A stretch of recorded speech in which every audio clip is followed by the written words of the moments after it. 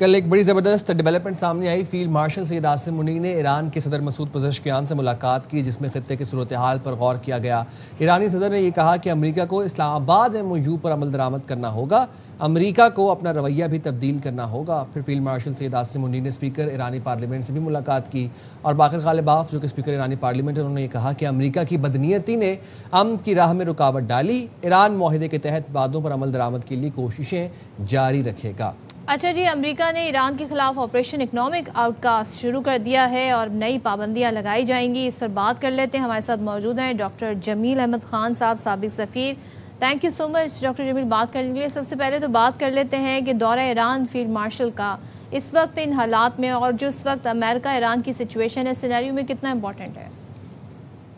ظاہر ہے field marshal کا یہ دورہ بہت اسپاٹ لائٹ میں رہا۔ دنیا کے تمام میڈیا اگر سینٹر زیادہ تر دیکھیں آپ تو اس اسپاٹ لائٹ میں اس لیے رکھا ہے کہ دنیا اب اس عذاب سے نکلنا چاہتی ہے، اور اس میں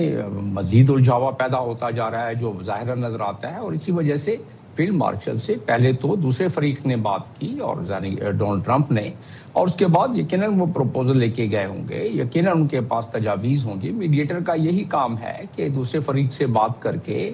اس میں ملامیت پیدا کر کے اس کے بعد پھر وہ جا کے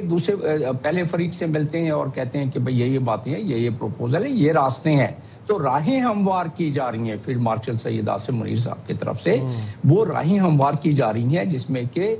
پزشکیان صاحب نے بتایا 2 دن قبل کہ ہم اب بھی وہی جو روڈ میپ ہے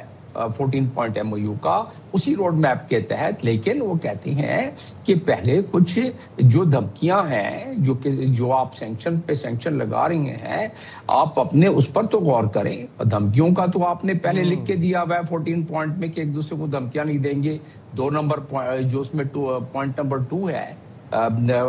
MOU کا، اس میں بڑے واضح طور پر دیا ہوا ہے۔ اور پھر یہی بات انہوں نے 3 دن قبل ان کے تمام اکابرین یکے بعد دیگرے یہی بات کرتے رہے ہیں کہ ہمیں اگر آپ دھمکی دیں گے تو دھمکی کا جواب دھمکی سے، اگر آپ ہم پر حملہ کریں گے تو حملے کا جواب حملے سے، اگر آپ ہم پہ سینکشن لگائیں گے تو ہم اس سینکشن کے بدلے میں، یہ بڑی خطرناک بات ہے جو کرنے لگا ہوں، ہم اس سینکشن کے بدلے میں جو آپ کے اس خطے میں جتنے بھی انٹرسٹ ہیں، اور آپ کو واضح رہے کہ جہاں میں سفیر رہا ہوں UAE میں، وہاں 1500 ٹاپ کی کمپنیاں ہیں امریکن، جس کا کہ میں نے کیلکولیٹ کیا کل، کوئی تقریباً $4 ٹریلین کا ان کا اسٹاک ہے اور اثاثے ہیں۔ تو ظاہر ہے ایران نے کہہ دیا ہے کہ اگر آپ نے اپنے سینکشن لگایا اور آپ نے اگر یہ سلسلہ جاری رکھا تو آپ کا انٹرسٹ یہاں قائم نہیں رہے گا۔ یہیں پہ اپنا اگلا سوال بھی ایڈ کر دوں، آپ بڑی پرٹیننٹ بات کر رہے ہیں، اور اسی سے ریلیٹڈ میرا نیکسٹ سوال ہے۔ امریکہ نے تو اکنامک آؤٹ کاسٹ آپریشن کا باقاعدہ اعلان کر دیا ہے کہ جس پہ ایران کے اوپر معاشی دباؤ ڈالا جائے گا۔ ایران یہ کہتا ہے کہ اگر ان ممالک نے، کسی بھی ملک نے امریکہ کا ساتھ دیا اس سارے اکنامک آؤٹ کاسٹ کے اندر، تو وہ جنگی اقدام سمجھا جائے گا۔ تو آپ کو لگتا ہے back in mind, back in channel, Iran کہیں نہ کہیں جنگ کو مزید پھیلا سکتا ہے یا پھیلانے کا پلان کر رہا ہے؟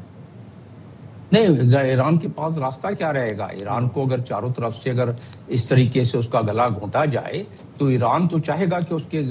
سانس آئے اس میں، اور اس کے لیے جو اس کی طاقت ہے وہ استعمال کرے گا۔ اس نے کہہ دیا ہے، یہ ہمارا تخمینہ نہیں ہے، یہ ہمارا اندازہ نہیں ہے، یہ امریکہ کے کافی سارے تجزیہ نگار یہ بات کر رہے ہیں، اور خود ایران نے بتا دیا ہے کہ اگر آپ نے ہم پر سینکشن لگایا تو ایک قطرہ بھی تیل کا ہرمز سے نہیں گزرے گا، اور کل ایک جہاز کے انجن کو لگا ہے، اس میں راکٹ لگا ہے کل، تو اس لحاظ سے وہ کہتا ہے ایک قطرہ بھی نہیں جائے گا۔ اور دوسرا یہ ہے کہ اگر ہم پر سینکشن لگا اور جن ممالک نے ساتھ دیا، شکریہ۔